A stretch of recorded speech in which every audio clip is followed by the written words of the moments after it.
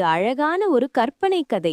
ஒரு அழகான தோட்டத்தில் ரோஜாவும் கள்ளிச்செடியும் பைன் மரமும் ஒருவருக்கொருவர் பேசுவதைப் போல சுவாரஸ்யமான கதையை பார்க்கலாமா?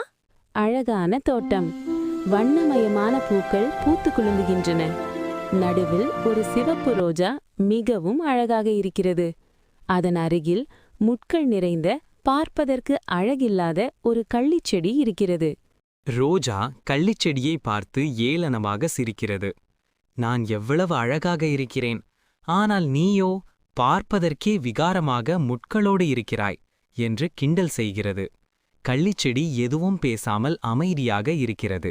அருகில் உள்ள பைன் மரம், ரோஜாவே, அழகென்பது வெளித்தோற்றத்தில் மட்டும் இல்லை, கர்வப்படாதே என்று சொன்னது.